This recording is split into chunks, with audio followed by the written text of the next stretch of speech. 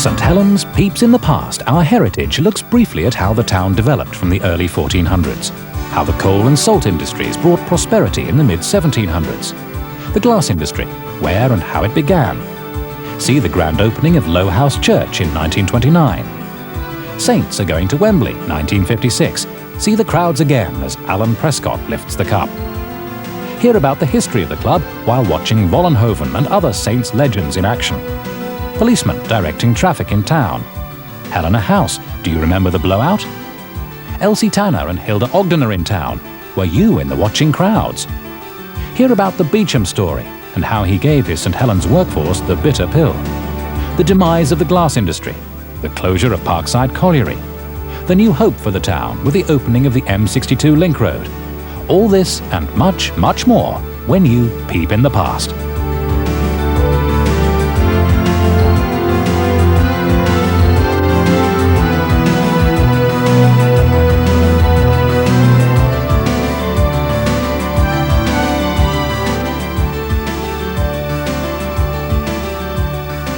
Alex Murphy celebrates 40 years. This video witnesses the cheek, the charm and the colourful career of the extraordinary talent of Alex Murphy. It includes interviews with a host of legendary veterans and a star-spangled cast of after-dinner speakers. He was born a star in. Alex's many friends and colleagues, past and present, celebrate his illustrious, sometimes turbulent career. Hilarious stories never before made public, told by David Oxley, Ray French, Vince Corellius and Freddie Pye. He says, Freddie, we're going to have to tighten security up, you know, again, at Main Road. I said, why is that? He said, because the bloody players are still getting on the pitch. Journalist John Huxley interviews Alan Prescott, David Howes, Sergeant Major Eric Clay, Mick Morgan, Peter Fox, also Eddie Hemmings, rugby league commentator, Sky TV.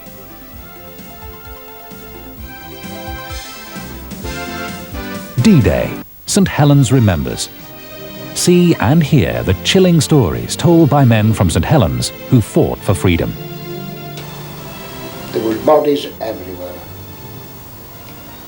all floating like sacks of wheat on the tide, in and out, in and out. So many, you could not count them. And all these braid was hanging out. All the yellow matter, yellow and white, hanging out bloody out. I had a telegram, July I think it was, August, missing believed killed. I don't know how many got killed on D-Day, but on the beaches where I was involved, there was hundreds and hundreds of bodies, tanks running over bodies. Possibly some were not even dead when they was run over. You don't know. The number of men that were being killed and dying. All over the farmyard, they were rushing out of these buildings with injuries and such. And nobody could do nothing about it. We were all cringing down where we could, and I know me in particular, I never prayed so much in all my life. Containing footage from the Imperial War Museum, also St Helens street scenes, including some from the early 40s. This is not just another war film. Turn the clock back. Indulge in how we were when you peep in the past. These videos are available from all leading video stockists, or send a cheque for £12.99 for each video, include your name and address, and receive the video post-free. You'll also receive details of videos available in this series.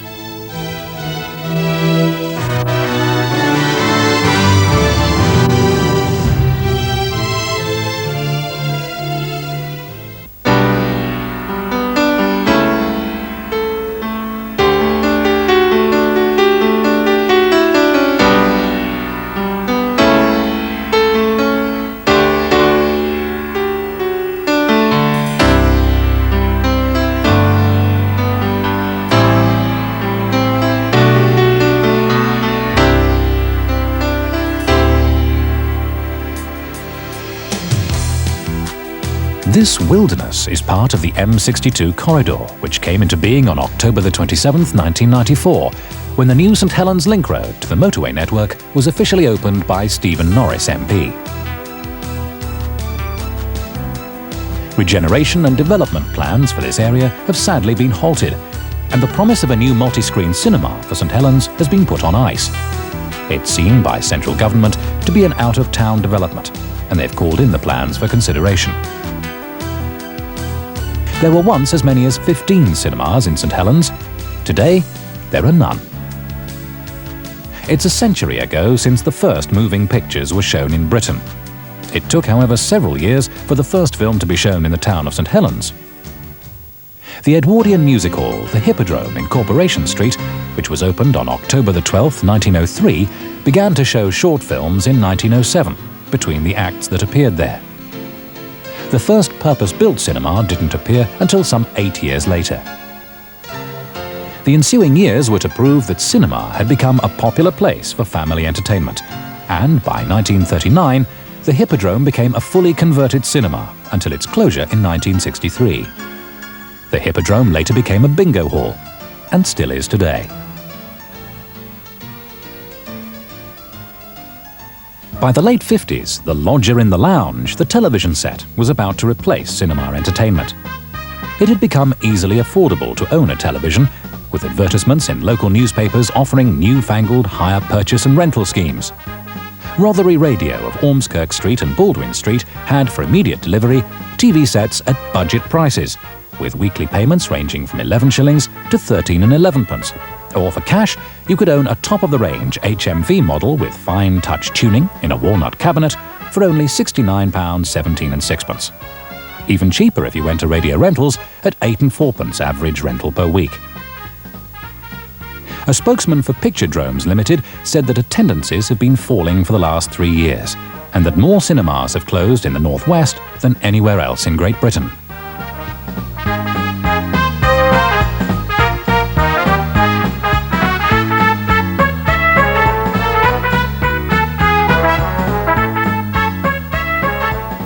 Griffin's Picture Theatre was the first purpose-built picturedrome which opened on September the 25th, 1911, and was called the Electric Theatre.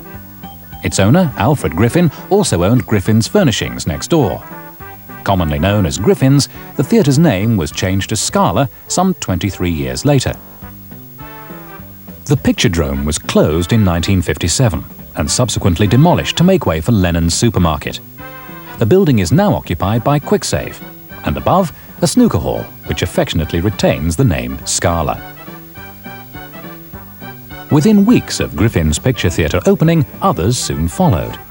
On October the 12th, 1911, the Pavilion at Jackson Street, Par opened, quickly followed by the opening in December of the Picturedrome in Bridge Street, which later became the Savoy.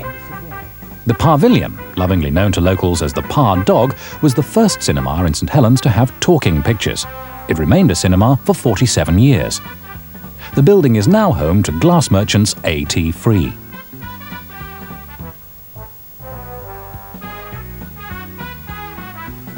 By September 1913, St Helens had added a further 6 cinemas for the benefit of the ever-increasing population of cinema-goers, bringing the total to 9.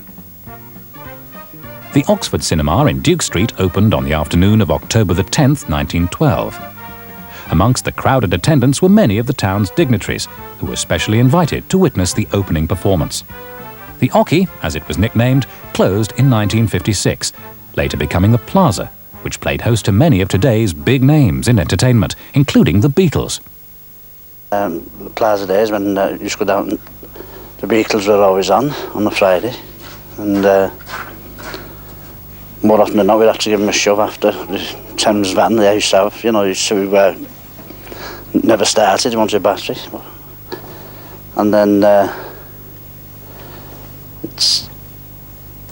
they went to Cat Twisters from the Plaza, and still did the club, but at that time it was a cabaret club, it wasn't a nightclub.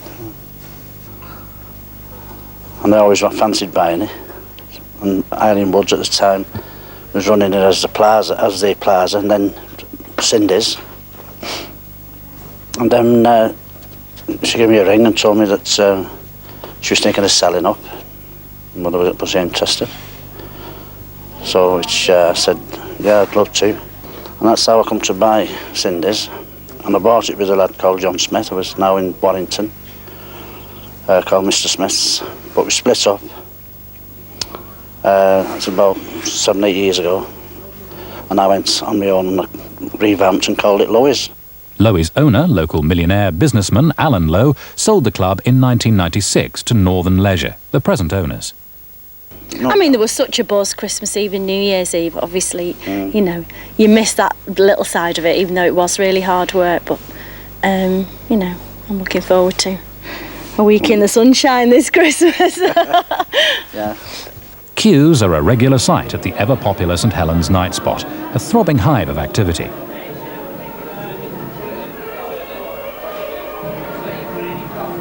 Plans are soon to be put in operation to completely refurbish Lowe's night spot, taking the club into the 21st century. Perhaps even a new name, or rather an old one? The Plaza?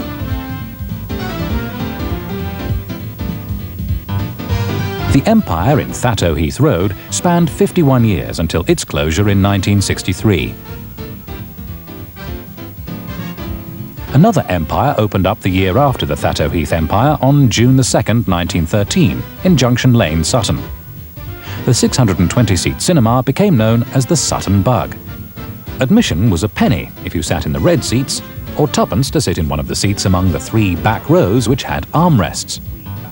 The Bug closed in 1957. On the top floor of the Cooperative Building in Baldwin Street, a cinema was opened on August 18th, 1913.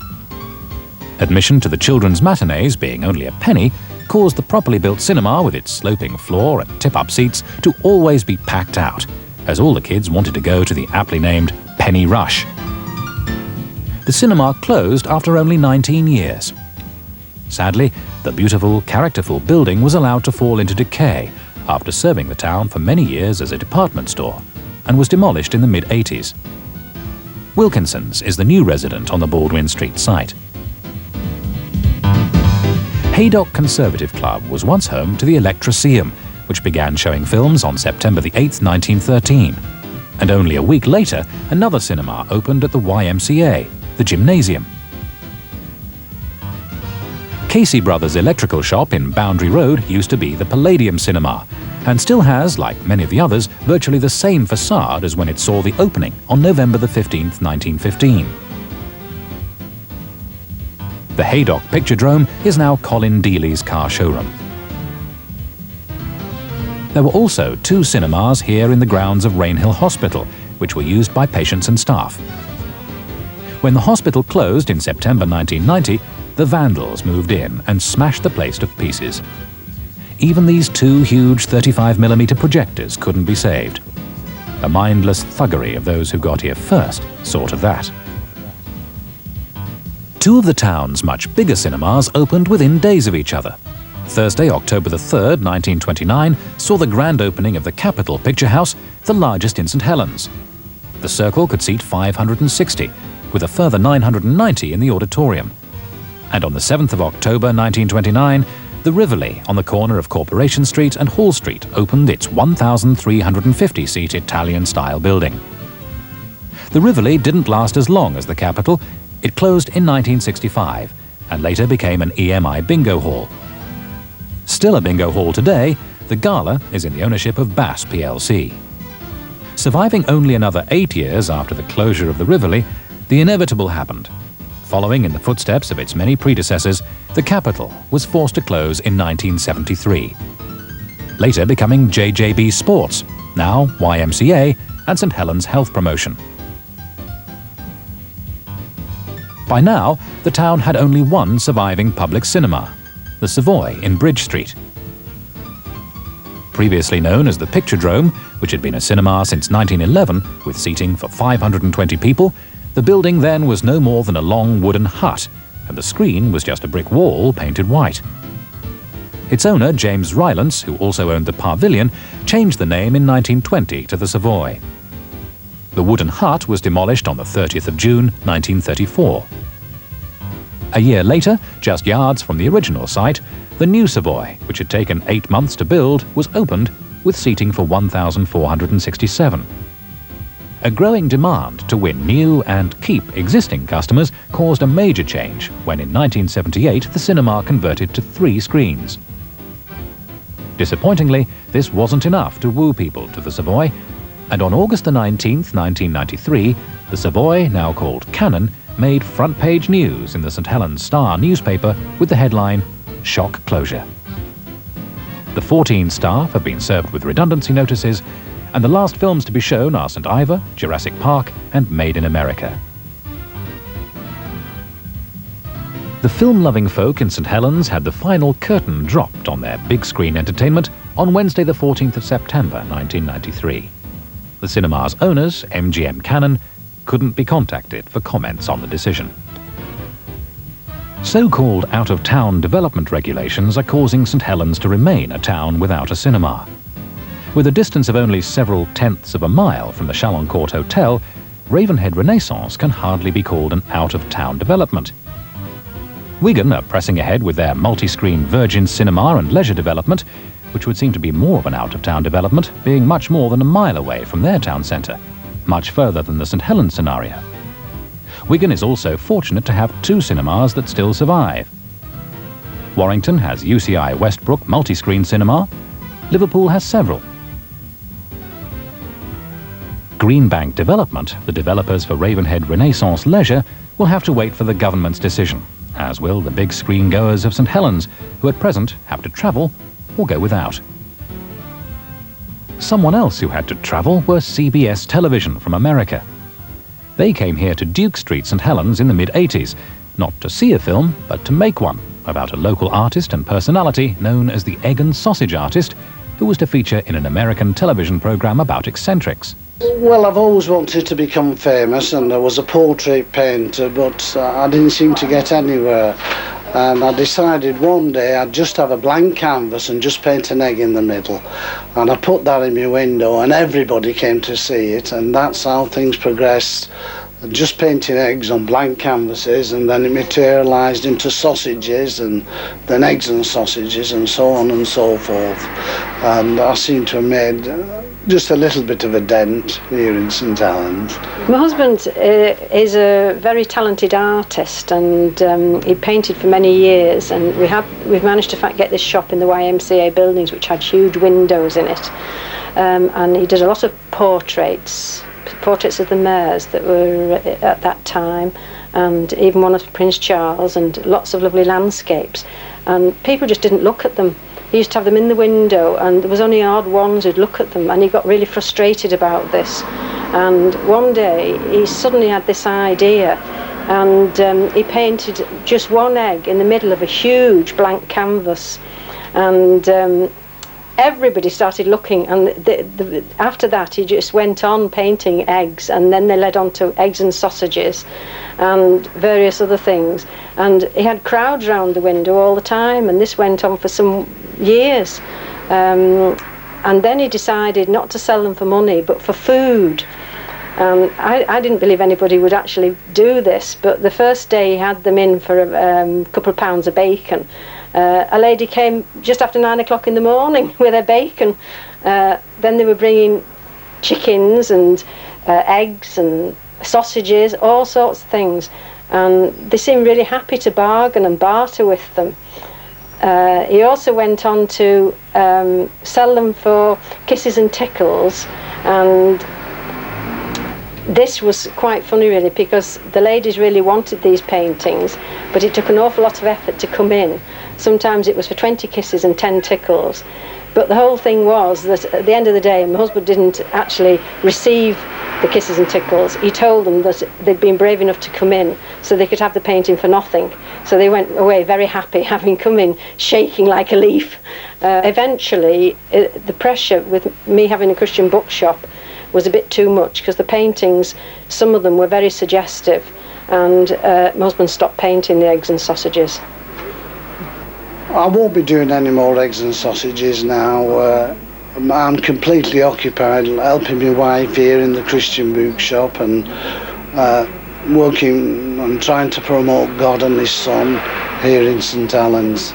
Thank you very much for coming to visit the Christian Bookshop here in Duke Street and filming me, the egg and sausage artist. It gives me a great thrill because I've always wanted to become famous and be outstanding like such artists as Rembrandt and Michelangelo, to be remembered here in St Helens. And as I say, thank you very much. While Sheila continues her business at the Christian Bookshop in Duke Street, Graham has moved to his new business premises, the religious shop just doors away. Both shops, selling similar commodities, continue to serve the same God and community, working hand in glove with one another.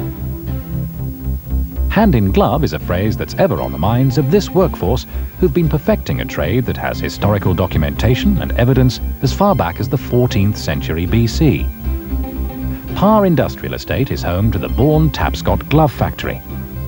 Opened in 1949 by the Cooperative Wholesale Society, who owned the factory for 40 years. Over the years, the workforce of 120 has dwindled to 34, the majority of which have been here since they left school. Glove making is a highly skilled craft industry, which has hardly changed since the days of the Egyptian king Tutankhamun, apart from the electricity that turns on the machines. To ensure a perfect fit, table cutting is still done the same way as has been taught for as long as records show, using only 3 tools, being a pair of scissors or shears, a stubbing knife, and size stick measure, and the skill of the cutter's hand. The factory was first established to supply CWS shops. Over the years, trends have changed, and so production had to alter and new customers sought. During the 60s, the golfing boom put pressure on demand, and the factory made around 100,000 pairs of golf gloves per year for export to the USA. There are many varied designs, styles and fashions. The 70s and 80s was the era of thermal fibre gloves made for the Damart Catalogue Company, who sponsored the Chris Bonington Everest expedition. The gloves used by them were made here. Later, they were modified for use by the general public. Quietly tucked away here in Parr, the glove factory has supplied high-fashion gloves to Vogue magazine, precision handcrafted gloves worn by fashion models and celebrities alike. There are usually 8 components of a leather glove: palm and back in one piece, thumb, 3 fourchettes, which are slender pieces of leather that form the sides of the fingers, and 3 quirks, diamond-shaped pieces inserted at the bottom between the fingers. A rectangular piece of leather called a trank is cut by the cutter into the various components, according to the style and size required by the customer. Each piece is then given its own identity number to ensure that when the gloves have completed their journey through the factory, the pieces that were cut from the same trank are all joined together to make a perfect match.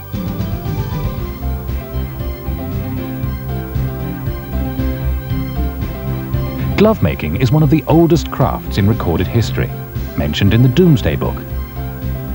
William Shakespeare's father was a glove cutter, and Queen Elizabeth I even banned cheap foreign imports during her reign to help the then ailing industry.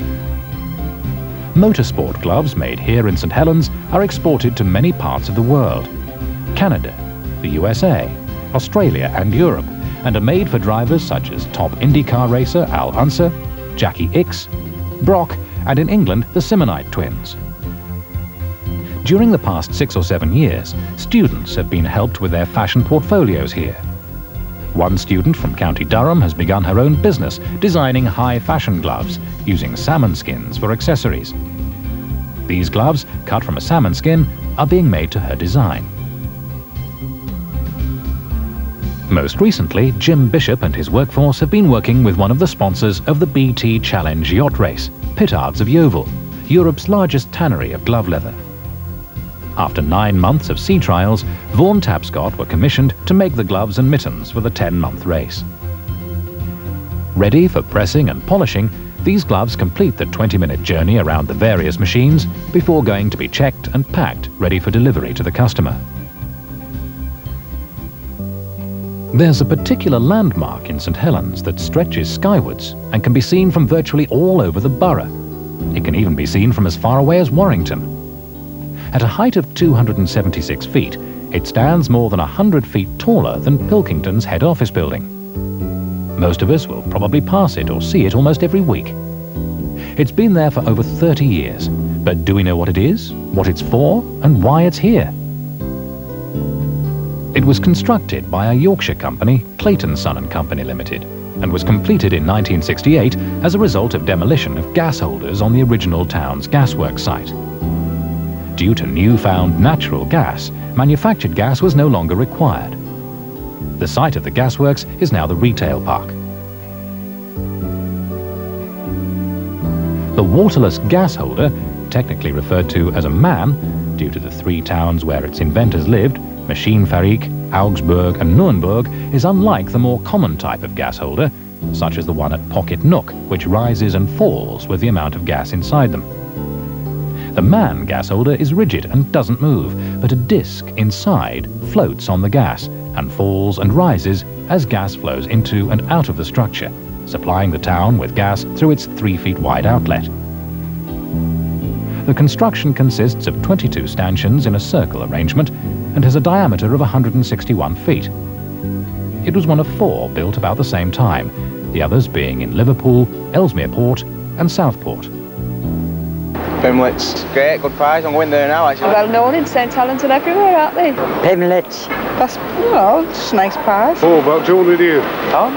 Well, for my dad, like, you know what I mean? Always been here in St Helens. Because they bake them nice, you know, it's good stuff, eh? Pimlet. Pimlets. They're lovely, we always buy them. It's a pasty shop. Pimlets. It's the local bakers, isn't it? Supporters of local rugby league football club rivals Wigan are referred to by Saints fans as pie eaters. But could they possibly be eating more pies than the townsfolk of St Helens, who buy 100,000 pies each week over the counters of the 13 branches of local, legendary confectioners and pastry cooks, John Pimblett & Sons Limited.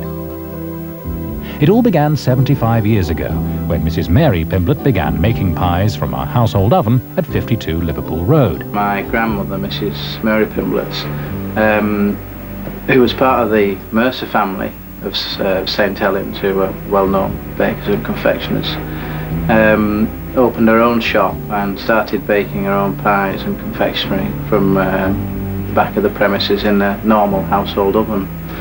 In the first year she turned over £3,000. From that seed of success, business continued to prosper until her husband, John Pimblett, followed her into the business, and he'd been a fitter in Pilkington's before that.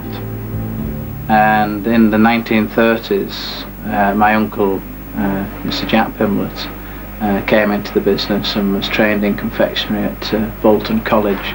In the 1950s, my father, who'd previously been a solicitor, Mr. Kenneth Pimblett, joined the company, and it was then we became a limited company and became John Pimblett & Sons.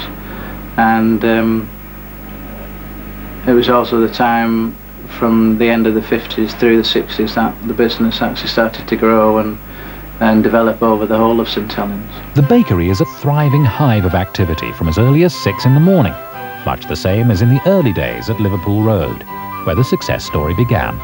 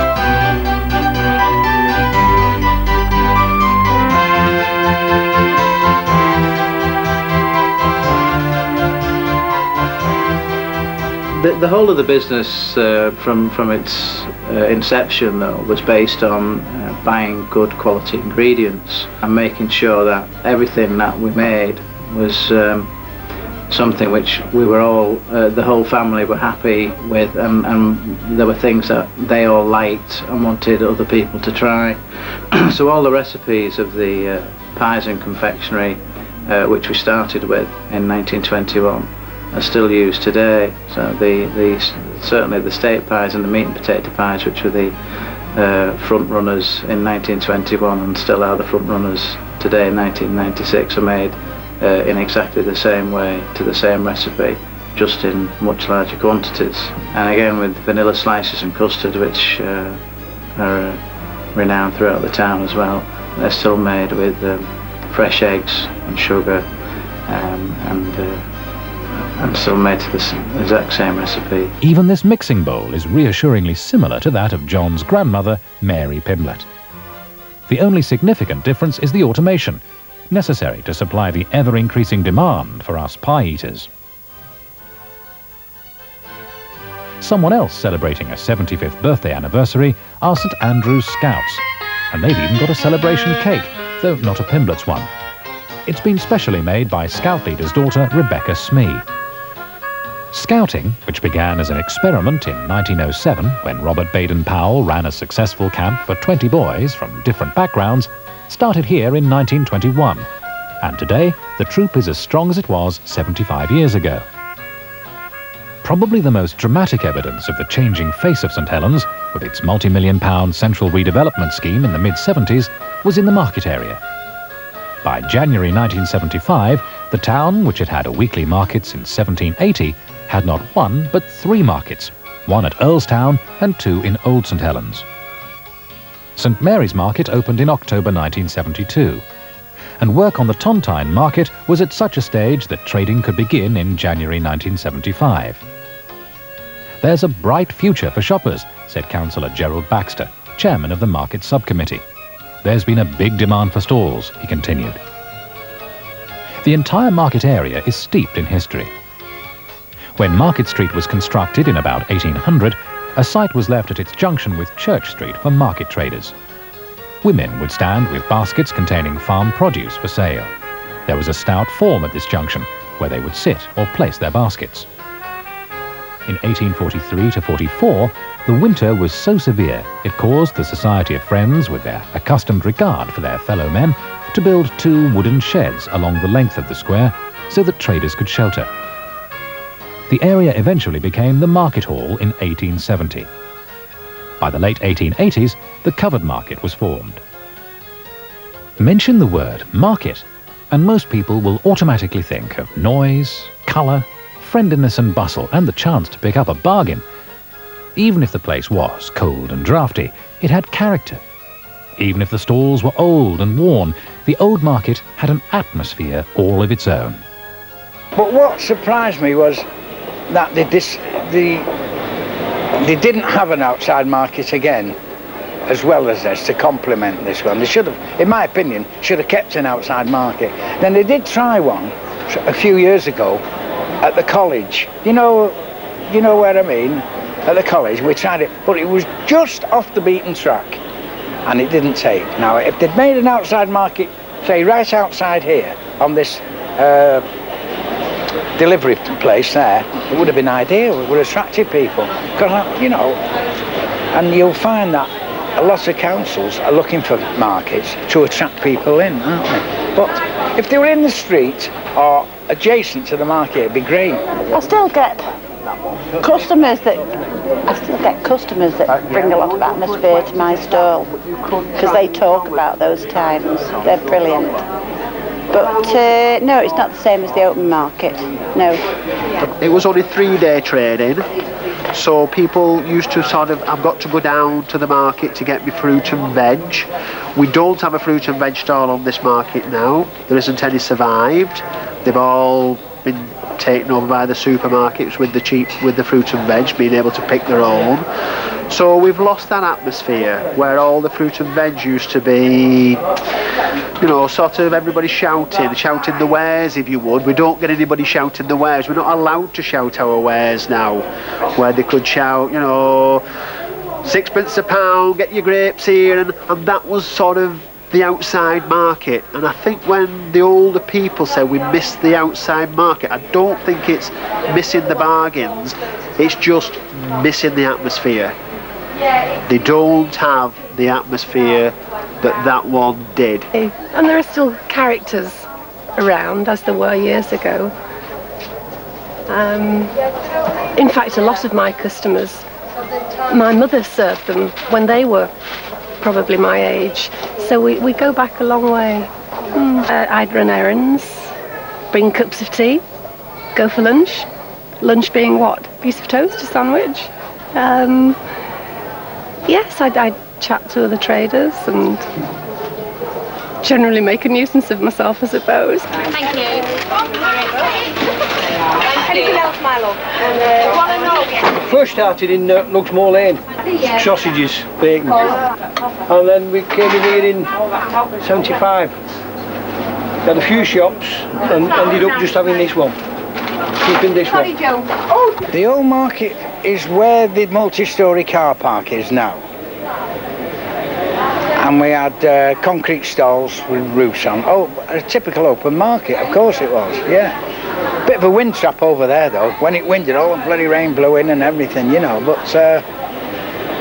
I quite enjoyed it actually. Markets were at the peak then. They had an art of setting all their apples on a nice slant and everything looking good. I know they used to take one or two from the back that was sort of bruised and damaged, and I don't think that did the fruit market any good. Over the years, people have got shrewder. They like to say, I can pick my own apples in the supermarket, I can pick my own oranges. If I get a bad one when I get home, I've only got myself to blame. They pay more for it, but it is better. It is better. But as I say, it's gone. They'll never come back. It was more cosy. Okay, being in here, it's warm, ventilated, goodness knows what. But the camaraderie of the people has been lost somewhere along the line. Maybe life is just harder in general. Maybe it's the same in other places. It was more, I don't quite know how to explain, perhaps more family orientated. The market superintendent would come around. He was a friend of everyone. If you had a problem, you could see him. These days, we have a market manager who we don't even know. It's just some bods in the offices that run this place. As I say, the market superintendent was always very approachable, always came around to say good morning before he came to collect the rents. But no, these days it's a business run from up there, and we don't know any of them. Always got a cup of tea on the market when I came, always. But there was a tea stall on the old market, I don't know if you remember there. There used to be a tea stall on there, everybody used to go for a cup of tea there. Berkeley. Well, the atmosphere was different. I mean, it wasn't run by the town hall, it was run by a market superintendent, and he did his job, and the market was just square the atmosphere, and then we had all these fruit stalls on the roadway, and the market was just packed. People were still buying at 7 o'clock at night. We used to have the old telly lamps. The first time I went to an open market with a nice big hot mug of tea, it was winter, and a bacon butty in that hand. And that's my fondest memory, more than anything else. I thought, this is so right. And then the outside market was great. We still have a laugh and a joke. You see, I've still got my 40-year-old sign there, Dirty Dick sign, all stolen property. And I still get a laugh. And we try and run it like an outside market, although we're indoors. So I remember it as being very friendly, behind the Savoy.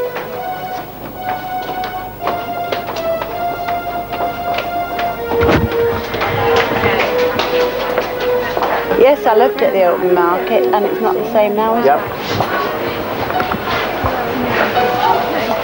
They're going to build an outside market here. It will never be the same as the old outside market.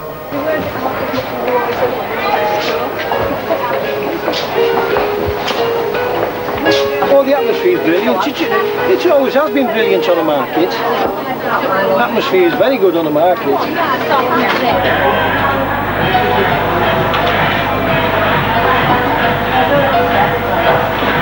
don't know why, but I think you torn the heart of the town when you moved.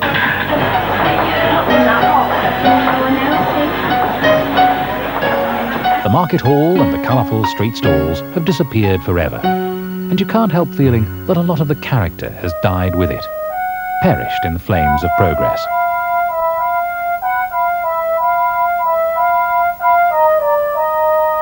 It seems that not only time is marching on, the traders here at St Helens Market are also being asked to march on yet again for redevelopment. They're having to move to temporary accommodation 100 yards away to enable a new market to be built. There, they'll have to set up at the start of each day and at closing time be required to remove the whole contents of their stall, as the council cannot guarantee security to market traders. They want to move us over onto the multi-storey car park. Well, a lot of the traders here are not geared up for that. They need vans. Some of us, I could manage over there, but lots of them can't manage over there. We're changing. We're in the year 2000, and you're never going to get... They're going to build an outside market here. It will never be the same as the old outside market, because everybody's changing. We're all changing. Nobody wants to go in the car park over there, do they? A multi-storey car park. This is the problem now. The new markets will be all right when we get it done, but where are they going to put us? In a car park? Because, outside the indoor market, to the one behind the Savoy, to the one over on the Hotties, which is now the multi-storey car park, into St Mary's and into here. So it's been a long road. When the mistakes of the 1970s redevelopment are put right through demolition and rebuilding, the traders will be invited back to the new purpose-built facility. The town centre by that time will also have the added attraction of a new department store. Sadly, some traders have been frightened off by the daunting prospect of this massive upheaval and have pulled down the shutters on their businesses for good, and many of the market's older stallholders have gone.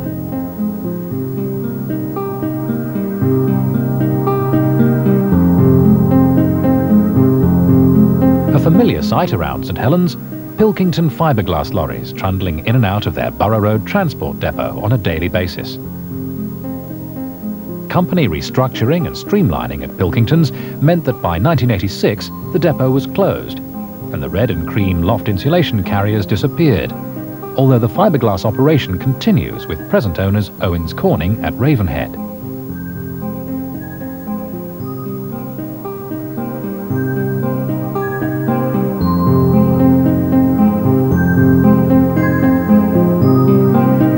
The Pilkington fiberglass transport depot has been turned into the Shire's housing development.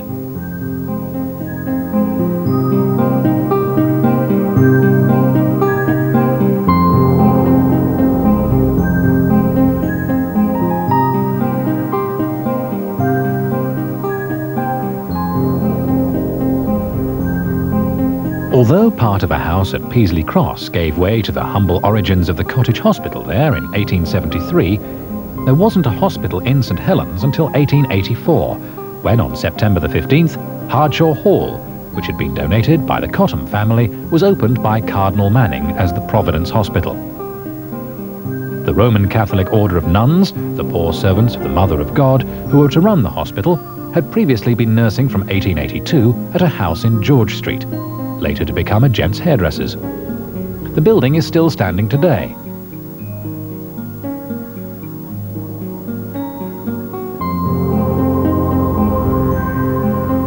Those who attended the hospital from the early 1950s will have no doubt encountered the nurse who went on to earn folklore status, Sister Duffy. Oh yes, well, you always had such an awful lot of people about that needed treatment and so on, and well, with regard to things like saying pulling a plaster off quickly. Well, it hurt less by doing it that way than if you did a little bit and a little bit. It was all the little bits of pain going along, whereas you were just finished with it in a minute. And that. But it wasn't that I didn't feel for them, but you couldn't, if you wanted to stop to be feeling for people, you'd never get on, you'd never get any work done. But that didn't stop them from coming back again. They reappeared again and again and again, so it wasn't have been that bad. By January 1977, Cuts in spending were beginning to take their toll at the Providence as, amid a storm of protest, the 16-bed children's ward closed after the Area Health Authority slashed £67,000 grant aid. I got back from my holidays. A friend of mine called round to see me, and he said, did you hear about the hospital? And I said, no, what about it? And he said, it's closing in 1981. Now, this must have been 79, maybe. The depression that came over me at that minute, you know, you feel fed up and browned off when you're coming back off a holiday, but then to have that to confronting you as well, I thought to myself, well, that's awful. What chances did we have, and what chances was there of carrying on with it? And then the people of the town then decided they would like to keep it on and worked very hard to do that. And we could appreciate that, but it was something really that really couldn't go on, because it was an awful lot to expect a town to produce $500,000 a year to keep it going. Despite fundraising, which has almost become a series of weekly events, the Provi failed to beat faceless bureaucracy, and a team of accountants decided that a guillotine, rather than a lifeline, should be introduced. The Providence said they were going to close, and that they formed a committee to raise money to help it to go on. And they had lots of things, different pubs and clubs, and everybody around the town really put their backs into helping and trying to keep it open. And that no other town in this country would have done what the people of this town did to try and raise money and to get and to keep it going. I mean, they're doing the same thing now with everywhere. Every town and every hospital in the country now has been scaled down or closed or whatever, but just as we happen to be the first. The Slimline Survival Plan, closing 2 wards and axing 38 jobs after government funding had been withdrawn in 1981, was to make little difference. In June 1983, Sister Maria and Sister Ambrosia waved their last goodbyes. And by October of the same year, the bulldozers had finished their work. The struggle to survive for the Prov was over.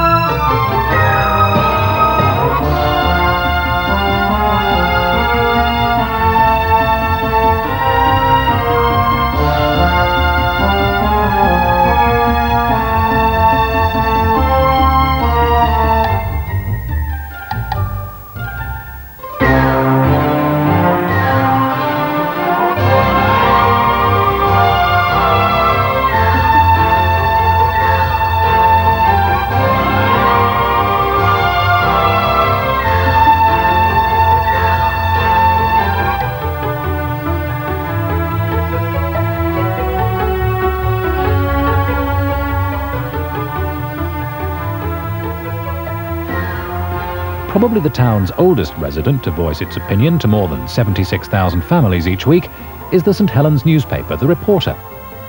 It's been bringing news reports to us since 1859. In 1877, John Culshaw moved his head office to St Helens. The first time the paper appeared as the St Helens Reporter, however, was in 1888, printed and published by Culshaw & Co. at 23 New Market Place. By 1894, the St Helens Standard and St Helens Chronicle had been acquired by the Reporter, and in October 1896, Culshaw & Co. moved to more commodious and central premises at 3 Hardshaw Street. A new company, the St Helens and Prescott Reporter, was formed in 1897, but later met with problems and in 1906 went into liquidation. A new limited company was soon formed, with Mr. W.G. Gentry appointed as editor to the newspaper. In November 1906, the Reporter, in its new premises at 73 Church Street, told its readers, "Be sure you get your Reporter on Friday. It will mark a new era of journalism," boasting 96 columns for a penny. The lease at the Church Street premises, due for expiry on December the 31st, 1958, meant the Reporter looking for a new home, as the owners wouldn't extend the lease. The Hardshaw Bakery in College Street was secured, and after spending a colossal £80,000 on rebuilding and refitting, the Mayor, Councillor Rex Winter, opened the new office and works. Guests at the opening ceremony were eager readers of the special souvenir edition as it came off the press at the rate of 30,000 copies an hour. By 1961, and with the acquisition of more local newspapers, it was felt that the name of the company didn't reflect sufficiently the wide interests of the organisation, and in March of the same year changed its name to South Lancashire Newspapers. The Reporter by now had a circulation of 33,000 a week. The mid-70s brought revolutionary changes to the printing works in College Street, as the huge linotype setting machines were phased out with the introduction of photo composition. The St Helens Star was launched in summer 1973. After agreeing to disagree with managing director Billy Gentry, Malcolm Smith, then advertising manager, left the Reporter, taking with him other members of staff to begin the town's first free newspaper. In 1978, Patsy Gentry, daughter of Billy, took over as managing director, staying with the company until 1991, when the title was sold to United Newspapers. Shortly afterwards, College Street was seen to be too far from the town centre. It was closed, and a more central location became the new home for the Reporter, with Terry McGee, its present editor.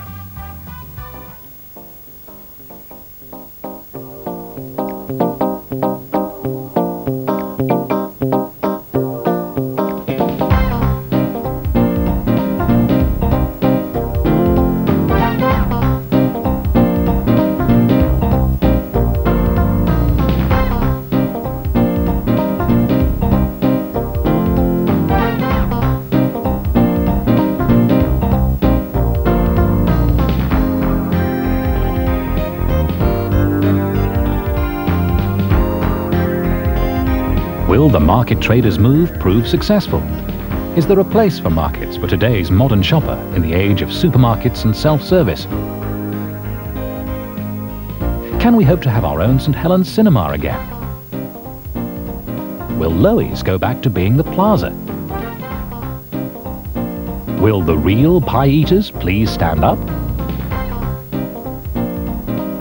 We can't look into the future, but we can always peep in the past.